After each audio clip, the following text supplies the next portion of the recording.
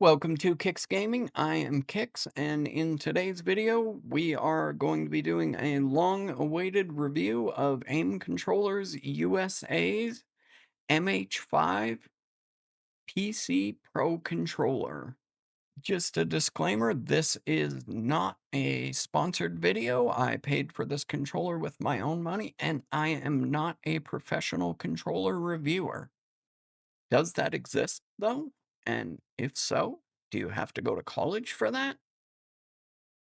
And where do I apply to get that job? What I am, though, is a gamer, a streamer, a content creator, and a lifelong controller player, and also someone who has literally thousands of dollars worth of pro controllers laying next to him. I may have a problem. That is a separate video in a separate niche. All right, let's go ahead and get to the fun stuff and unbox this thing. Ta-da! Sorry, I got the box a little dirty. We're gonna have to live with it. Um, One thing before we unbox this, so this was a custom build. I was relatively impressed. I've ordered custom builds from Ames before. There is generally a 14-day build time. This followed that trend, but then usually after the build's completed, shipping usually takes 1 to 2 weeks.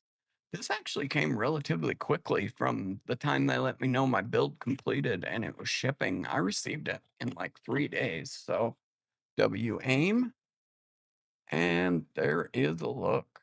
From a cosmetic perspective, I went with the essentially a design to match my channel, but got the red snap panels with the red ring highlights underneath the sticks, my channel logo on the D-pad. Let's go ahead and take this out of the box. We are going to set it down. Inside the box, we have some instructions, and then in this box is the little tool to remove and open up the back paddles along with your cord. No extra thumbsticks because this comes with the TMR sticks, which are not removable and swappable. All right, just a quick review of some of the standard features that you may or may not get on your aim depending on the build, but on mine, I got the instant bumpers, which is an add-on, but it makes them a 1 millimeter mouse click. All US aim controllers come with the adjustable triggers. Right now, I have them set to the 1 millimeter trigger depth, but you can adjust them by sliding if you need a full trigger press, if you are playing racing games or anything that requires not a 1 millimeter mouse click, but I keep them on instant trigger settings because I play FPS games. These are for if you're going to be playing games like Fortnite, COD, anything where you want instant trigger press. One thing I would say is in the future US aim, I would love to see you guys go to a 1.5 millimeter trigger press. Sometimes with the 1 millimeters, they are so shallow that when you are playing games that are shooters, it will almost miss a fire because the click depth is so short. Um, and 1.5 millimeters is the standard for a lot of consoles.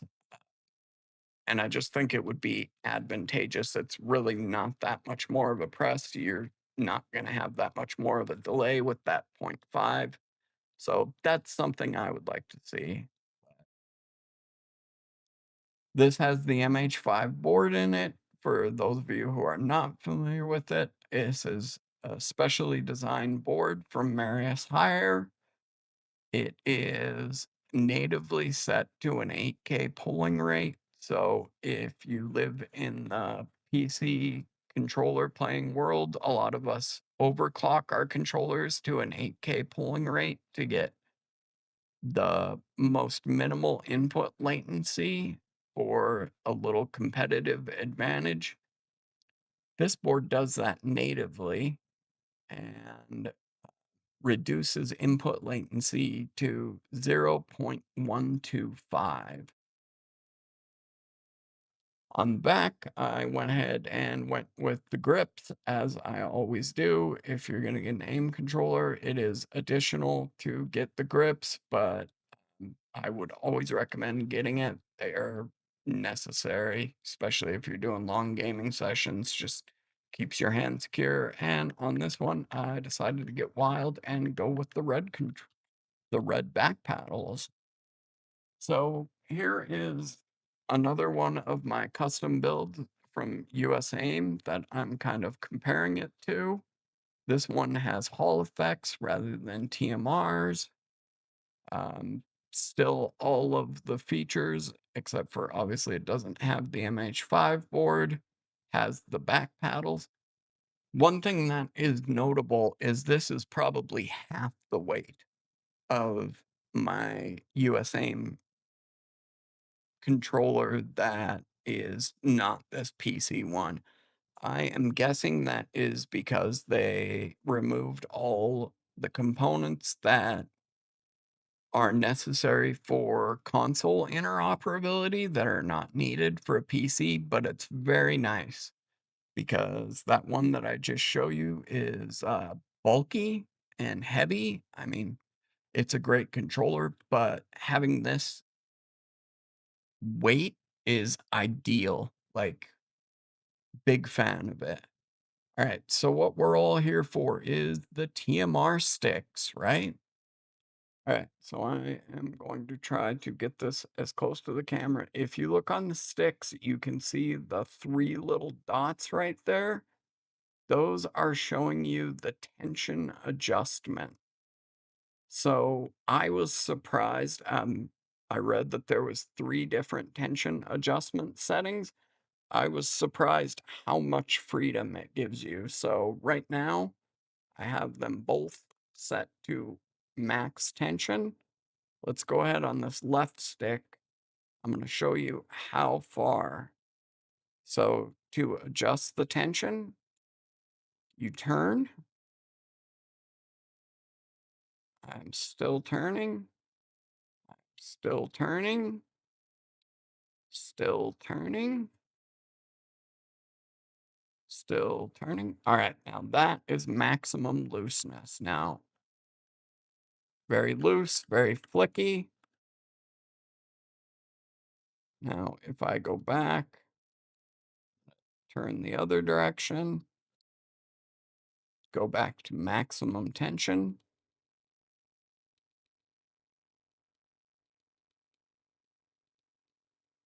Very tight there. I can still stick flick, but it's much, much more controlled. So I can already imagine this is going to be a huge advantage. I can see for me being an FPS shooter player, I'm probably going to have my left stick a little more loose so I can quickly rotate my camera, but I'm going to be tightening up and keeping my right stick tight. So inadvertent thumb movements don't take my crosshairs off target. And I could definitely see this increasing my aim. So this is my first controller with TMR sticks. I have, probably 8 or 9 controllers sitting below me, um, including the one that I just showed previously that were Hall effect sticks. I have had a range of different Hall effect sticks. There are the white modules and the blue modules. From my understanding, the blue modules are the more premium ones, but I have had controllers that Hall effect sticks anywhere from 9% error rate to the lowest I have is on one of my pro controllers that has the blue premium Hall effect sticks. The lowest I've ever seen is a 2.7% error rate on my sticks. So I'm interested to see how these TMR sticks stack up against that. Let me go ahead and move my camera out of the way, and we will get this hooked up to Game Tester and take a look at these sticks. All right, so I have Game Tester loaded up here. Um, if you guys don't know about this tool, it is a great tool for controller players. It is just hardwaretester.com/gamepad. You can connect up any gamepad to this with a PC, and it will allow you to test a whole bunch of things like the error rate of your sticks, along with all of your buttons, calibration. So let me go ahead and hook it up here and press the button. All right, we are instantly recognized.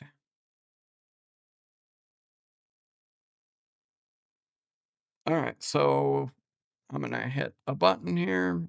You can see I'm hitting X. It is registering it.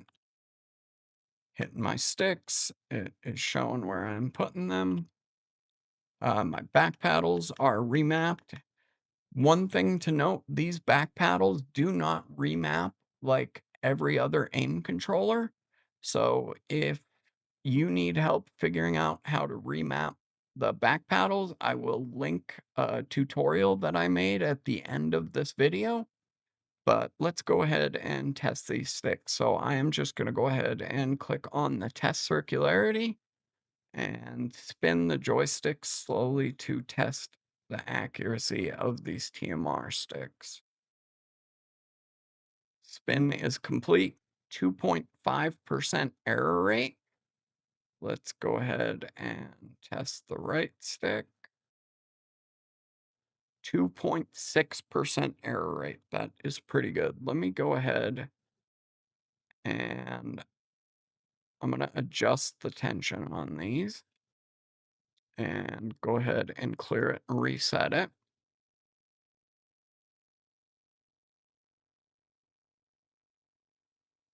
2.6, 2.4. So these already are on par or more accurate than the best Hall effect sticks I have ever tested. And if you do end up watching my controller remapping video, I actually tested them fresh out of the box when AIM sent them to me. And at that time, I was getting readings of crazy, like 1.1 and 1.4% error rates. So I'm gonna I loosened them up a bit here. Let's give them one more testing. 2.4.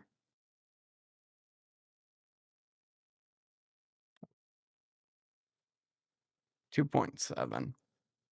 So, yeah, fantastic error rates. Sticks appear to be right on par. Whoa, that was a bad spin on my part. Appear to be right on par with some of the best sticks that I've ever played with, or better. I think the best I have ever got is, like I said, 2.7 or a 2.9 percent error rate. Let's go ahead. I'm going to unplug this one and we'll just real quick before we close out the video, let's compare it to my other US aim with the Hall effects in it.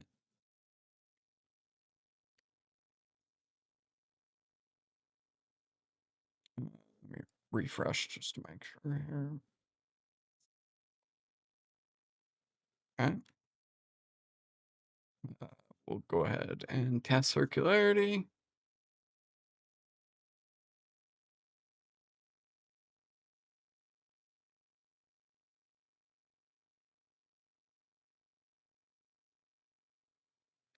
So if you look, granted, this is an old controller, right? And I have not recalibrated it in a minute. But I think on this controller, the lowest I ever got it to was somewhere around a 7% error rate. But right now we're currently sitting at 11.9 on the left and 10.3 on the right. So if you take that and compare it to a sub 3% error rate, those are phenomenal sticks on this new controller. I am going to be exclusively playing with this new controller on my streams. So I will definitely probably be uploading some shorts related to just how I feel with it, if it's made a difference in my aim, how the tension has helped with staying on target, and things like that. But that is going to be it for today's video. If you found this video helpful or informative, please go ahead and give it a like or a hype. And if you want to see gaming content, which is mostly what I do on this channel, go ahead and give it a subscribe. We play a lot of games, we have a fun community, and we're a relatively small community. So, I engage a lot with the community. Love to have you as a part of it. But thanks everyone for watching and appreciate you. We'll see you in the next one.